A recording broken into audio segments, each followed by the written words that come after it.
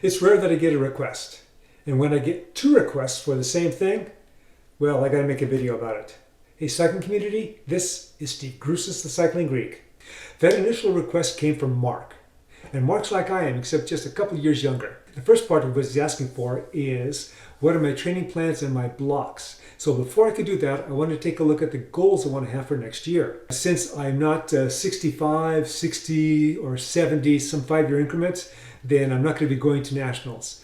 I was planning on going when I was 65, but COVID came and I couldn't do that. And then I was planning on going 66.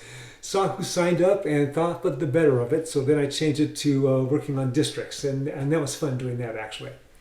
So no nationals for me next year. But I'll probably look at districts, and that's going to be toward the middle and the end of next year. So one thing I need to, and we do racing from, at least here in California, from February, even before February, January, if you want, all the way through September.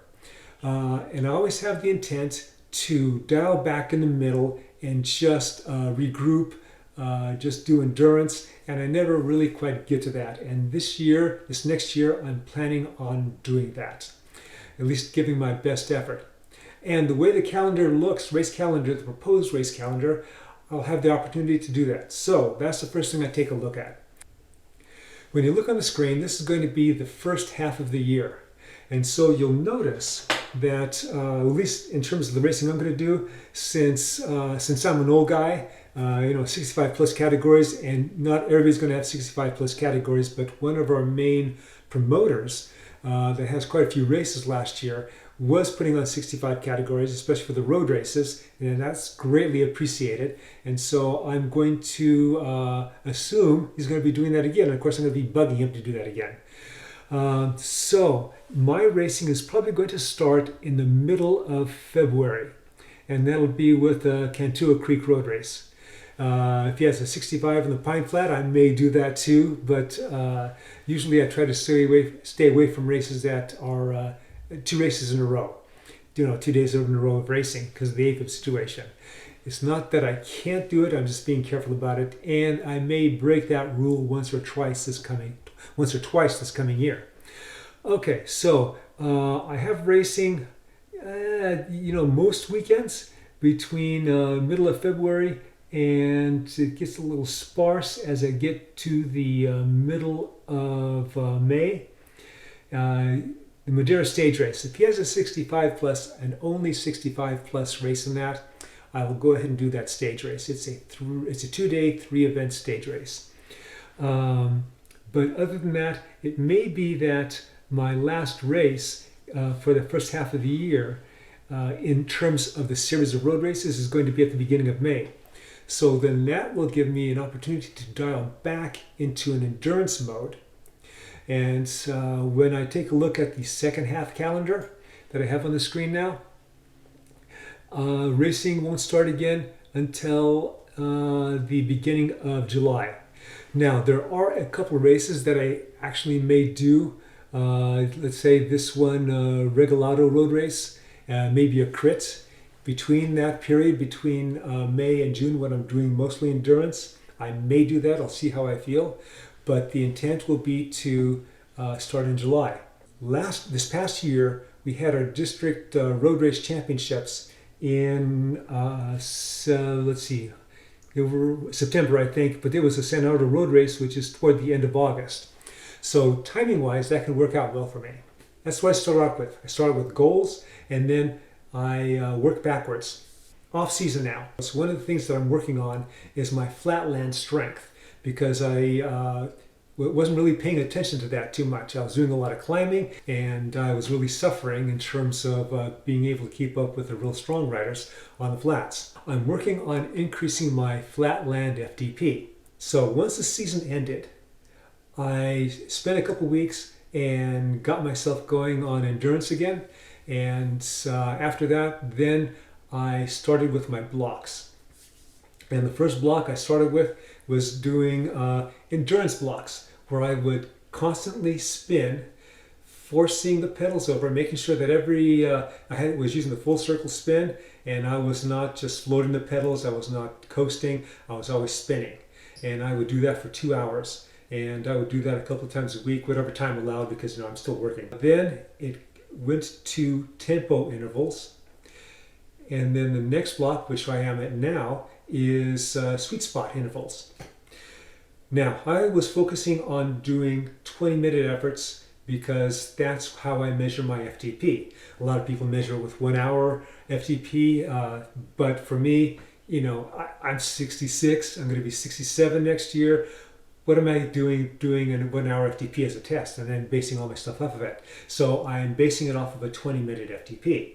When I posted my last sweet spot workout on Strava, one of my friends who has moved away over to the other coast, on the East Coast, Chaz Turman, and he has a great channel, and he was saying I should work on increasing my 20-minute intervals to 35. And so I then had a conversation with him saying, I'm an old guy, AFib and all that stuff. But he came back and he said it's a great way of working on your endurance, among other things. And so I'm going to start doing that. So this week, I already did my 20-minute flatland. I'm off work Thursday. There's a holiday, so I'm going to be doing some climbing, so I'll be doing a sweet spot effort on that. Now, when I did that last time, because I haven't been doing a lot of climbing, I was doing 15-minute intervals, and so now I'm going to try 20-minute intervals. But next week, I'm going to be doing 25-minute intervals on the flats, and if I can get to the climbs, I know I'll be doing that too. So after the sweet spot work, and that's going to go through the end of November, so that's going to be another 3 weeks. Then in December, the next one is going to be threshold work, and it's going to be mainly over-unders. And it's going to be the kind of over-unders that are going to float around the threshold, as opposed to the VO2 max type of over-unders. That'll be coming in the next training block after that. And I may shift that a couple weeks to the latter, because the first race doesn't happen until the middle of February. And then what I'm going to be doing during that 2 to 3 month period when I'm racing, I don't know yet. I'll figure that out. I've got to be careful because if you're racing a lot, you got two things to worry about. At least I have two things to worry about. One is you don't want to overcook.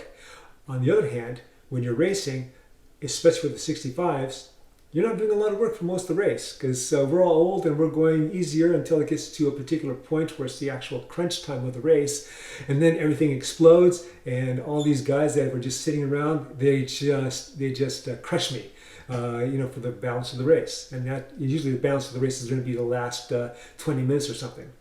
So I have to make sure that I do specific interval work of some type, VO2 max, anaerobic intervals, to make sure that I keep up what I need to keep up. And then, of course, worry a little bit about the endurance stuff. But I'll be picking up on that again at the end of at the beginning of May. So that is my training plan, at least as it sits for now.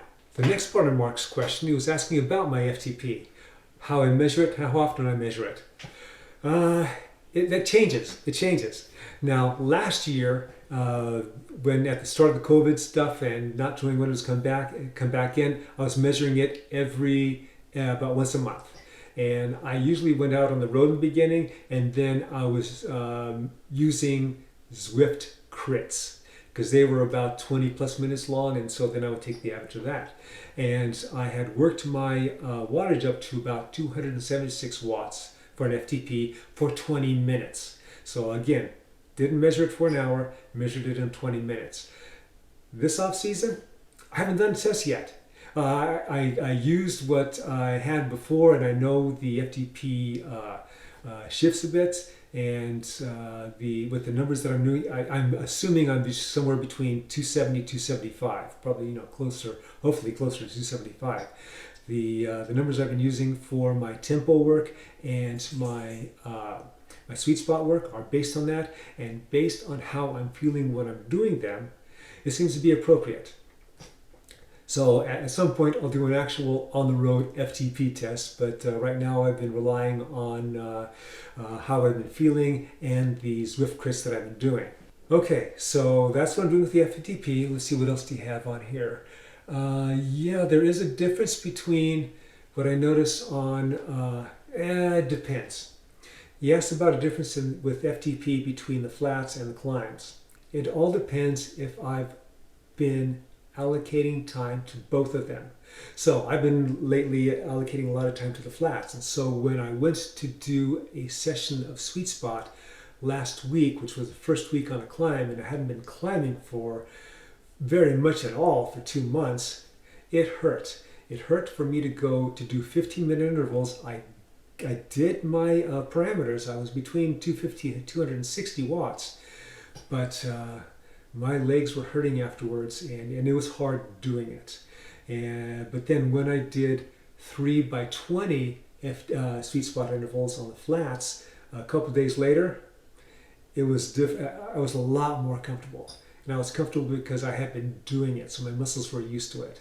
So if you're not familiar with it, each in your cells you have contractile tissue in your muscle cells. You have contractile tissue, and so the muscle is at rest, or it's contracted all the way. It doesn't go halfway. So if I'm just doing the flats, my muscles for the flats are going to be well worked. I'm going to have a lot of mitochondria in there.